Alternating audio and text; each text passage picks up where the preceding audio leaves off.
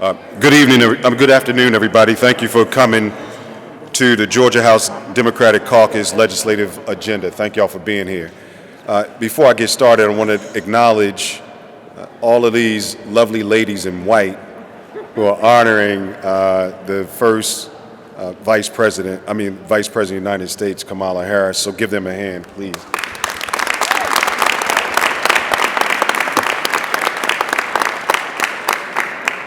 During this legislative session, Georgia House Democrats are committed to healing the wounds of COVID-19, this pandemic. It is highlighted in our hardworking and hard-hit communities. Across the state, thousands of families are struggling to put food on their table and are coping with the loss of a loved one and worrying about the future of our children. Georgia House Democrats are proposing measures that will provide affordable care to hundreds of thousands of our most vulnerable neighbors and families. Bring desperately needed financial relief to our underfunded neighborhood, schools, and rural hospitals that will give every child in the state of Georgia and our young families a fair shot at a brighter future. Our agenda is called A Healthier Georgia United. Each one of the letters in health, H-E-A-L, stand for a particular aspect of our agenda. H is for health, E is for education, A is for accountability, and L is for liberties, civil liberties that we will be addressing over the next 2 weeks. In service of our agenda, we have a few members who are going to speak now. I'll turn it over, as far as our health, is Representative Shelly Hutchinson here. I'm going to turn it over to Representative Shelly Hutchinson, who will talk a little bit about what we're doing in the area of health. Representative Hutchinson.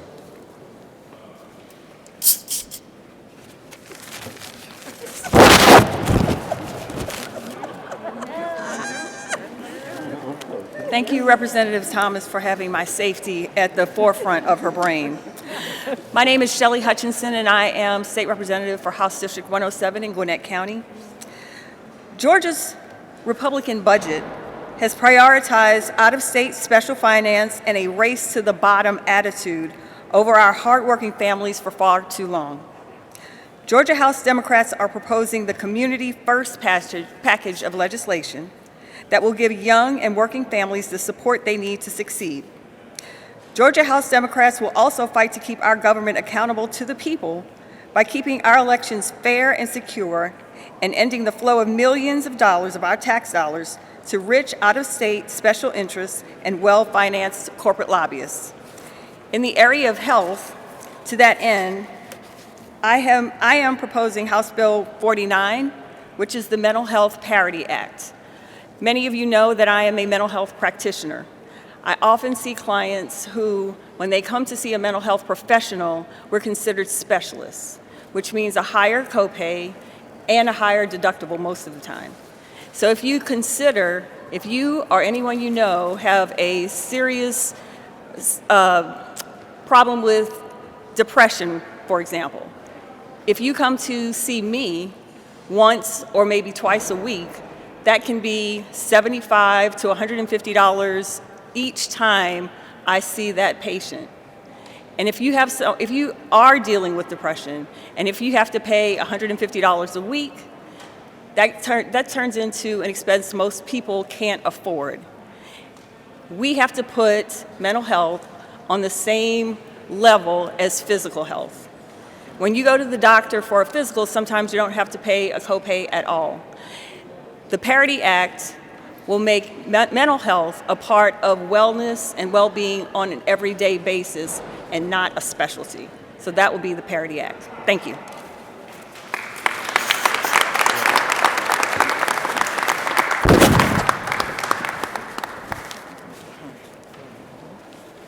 Next, we'll have Representative Jasmine Clark, who will talk about in the areas of education. Representative Jasmine Clark.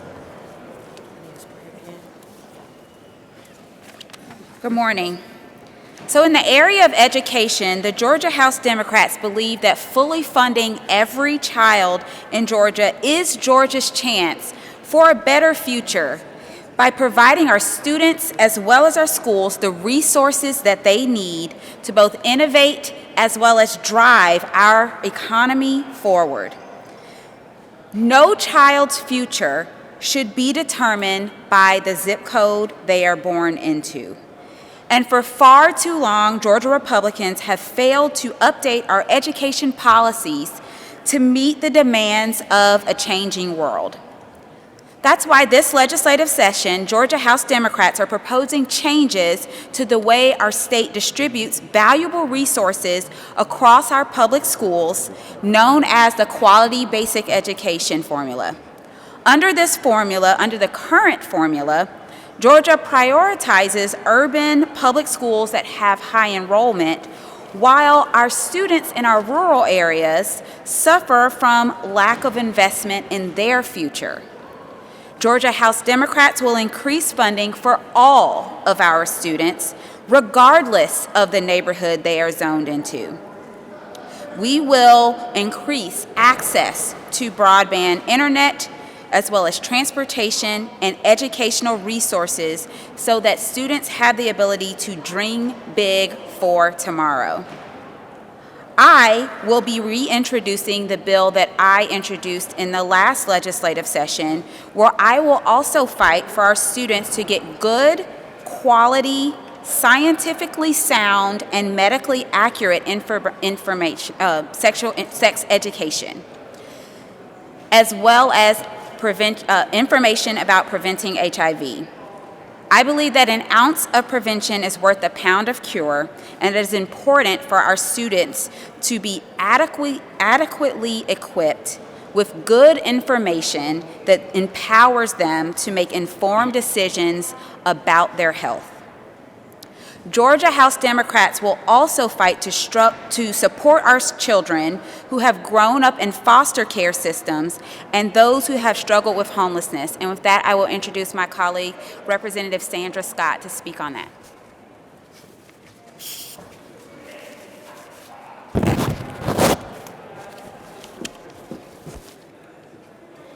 Good afternoon. State Representative Sandra G. Scott, serving District 76 out of Clay in Henry County. Every child in Georgia deserves a fair shot at the better future that an education can provide. In times like these, we need to look out for our children who didn't have an easy upbringing, who didn't have the same chances of moving up the ladder. That's why I've introduced the Higher Education Access and Success for Homeless and Foster Youth Act. This bill will provide in-state tuition at technical colleges and universities across Georgia for kids and young adults who are in the foster care system or who are those who suffer from homelessness. If these students can battle homelessness and still have a hunger for education, they deserve a helping hand to put themselves through college.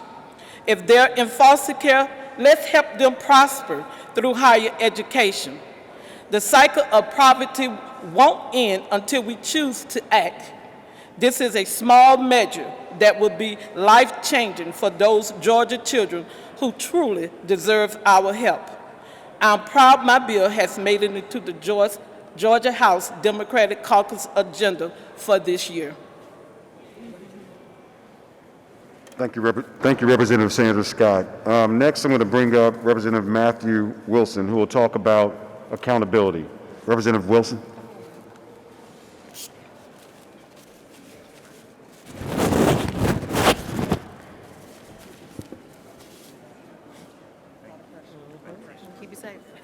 Good afternoon. Matthew Wilson, representative from House District 80. Georgia Democrats are focused on passing a budget that reflects the values of and prioritizes our hardworking Georgia families. The Georgia Republican budget proposals try to make COVID cuts the long-term new normal while we sit on billions in the state's rainy day fund. The House supplemental budget doesn't do enough to close that gap. The impact of that is that our state agencies, which have never been more vital, will continue to be underfunded understaffed, and underappreciated. Class sizes will increase, unemployment claims will remain unprocessed. My colleague, Representative Teri Anulewicz, will highlight the impact in key areas.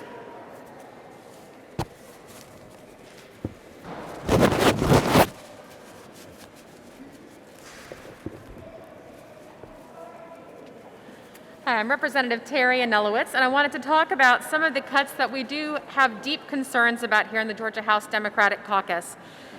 You know, we know that federal dollars are so much of the reason why our frontline heroes and our local departments of health are able to meet the needs for the pandemic, and we also know that that stream is going to stop flowing. Those federal dollars are not always going to be here, and that's going to mean we're going to have to make some steep cuts to our health care budget. I'm glad that the House budget addresses some needs that have been very well publicized in the media, like increasing funding for HIV support services in Georgia. That's a critical need. I'm glad that money's there. But we're still neglecting the long-term public health infrastructure funds and that we need that will prevent the kinds of systemic failures we've been seeing throughout the pandemic from happening in the future. This is the time when Georgians need help the most. But we are, in this state, continuing to reduce health care funding. We're stockpiling reserves. That's good. We'll need that rainy day fund. But that fund is larger than it was and after the Great Recession, and we know that the Republican plan is to continue to cut government services in the midst of this ongoing COVID-19 pandemic. That's deeply concerning. I have similar concerns with what we're doing with education funding in the state of Georgia. I'm glad that the budget restores some of the cuts we made to K-12 schools last year. That's good, but we're still spending less than we had in previous years per child, and their needs have never been greater. We're waiting for the full promised $5,000 raise for teachers who we know are frontline essential workers in this pandemic. If we're not careful, our House budget is going to continue to scale back, and we're going to be right back where we were and as underfunded as we were following the Great Recession. This is defunding education and disinvesting from students who need more help than ever before. Same goes for Medicaid and health care in Georgia. Georgians deserve access to health care. We know that we can increase that access to health care by fully funding Medicaid expansion under the Affordable Care Act. This is a fiscally responsible option. It is a morally responsible option. We are turning down federal funds due to political partisanship, and that is hurting Georgians. Jobs and income loss due to the pandemic have left more Georgians eligible for Medicaid than ever before. I am seeing this in my district. I am seeing this in my neighborhoods. And I know every representative here in Georgia is seeing these same things happening in their communities. Full Medicaid expansion would cover 15 times more Georgians at 7 times less the per person cost. Again, if we expand Medicaid in Georgia, we would cover 15 times more Georgians that are currently covered right now. I'm going to turn this back over to Representative Wilson. Thank you.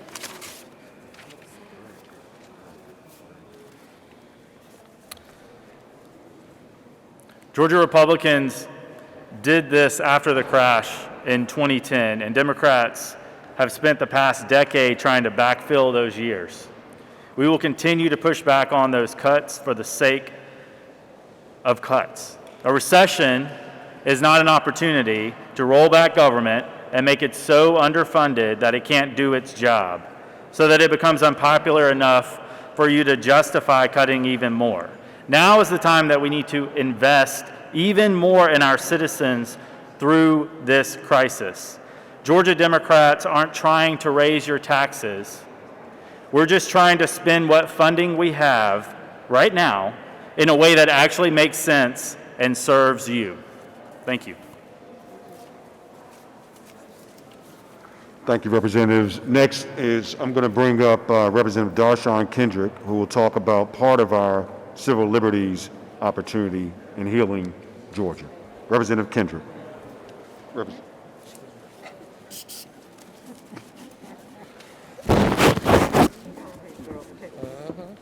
will do it. Good afternoon. I'm Dar'shun Kendrick, State Representative for the 93rd House District here in the state of Georgia. Georgians believe that everyone in our state deserves a fair shot and to be able to live in a life free of bias or violence against them. Our government must always strive towards a more fair and just society for all. Not all those at the top. Georgia House Democrats will introduce legislation designed to ensure our justice system treats everyone fairly and never encroach on our right to life and liberty. In service to civil liberties and a healthier Georgia united, I have introduced HB 69. HB 69 would remove qualified immunity from bad-acting law enforcement officers and allow them to be sued in court for civil damages. Currently, we have a policy in Georgia under the Tort Claims Act that shields certain actors from being sued civilly. This includes law enforcement officers. Additionally, there are victims of these same bad-acting law enforcement officers that are not able to recover monetary damages in court for their harm because some counties and cities do not have liability insurance at all or have inadequate amounts of liability insurance. HB 69 will have a substitute in the coming days that will add a requirement that counties and cities maintain a certain amount of liability insurance on their officers so that victims of bad-acting law enforcement officers can recover the monetary damages they deserve in a court of law. And I will hand this over to Representative William Boddie. Put my mask on. Oh, she's not taking it off. Thank you so much, Representative Kendrick. I want to talk today about the civil liberties section of the Healthier Georgia United legislative agenda, which are pieces of legislation that focus on combating disparities that exist in the administration of criminal justice in Georgia. We cannot no longer have a justice system that only works for some and fails to protect others. We must have a justice system in Georgia that address some of the major issues within our justice system that was highlighted in 2020 with the unjustified killing of Mr. George Floyd, of Mr. Ahmaud Arbery, Mrs. Breonna Taylor, and Mr. Rashard Brooks, as well as other unjustified killings of African American and people of color. Your race, nor your social economic position within society should deem whether you live or die when encountering law enforcement in Georgia or anywhere else in this country. The Georgia House Democratic Caucus will pursue this goal by filing legislation to address and repeal the citizen's arrest statute in Georgia, to repeal stand your ground statute in Georgia, to ban no-knock warrants, to ban private prisons in Georgia, and to ban chokehold and neck restraints by law enforcement officers. Also, we will pass HB 140 that would allow the transfer of venue by newly appointed DAs who have just been appointed to cases where a prior DA tried to victimize the victim, as in the Ahmaud Arbery case, where the DA knowingly tainted the jury pool in Glenn County. These are a few bills that will be a part of the civil liberties section of our Healthier Georgia legislative agenda. So Georgia would not be a state that is justice for us or justice for them, but Georgia will be a state that will truly be justice for all. Thank you, Mr. Lee.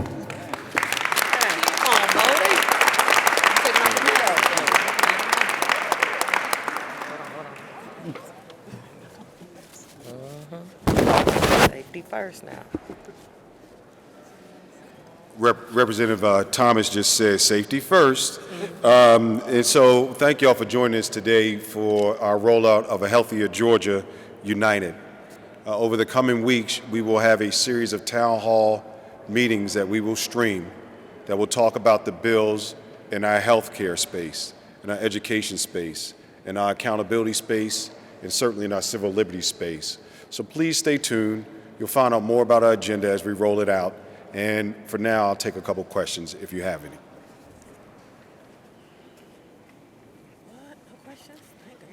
Very good. Thank you all for coming. We'll take it. We'll take a picture. That was good. That was good. That was good.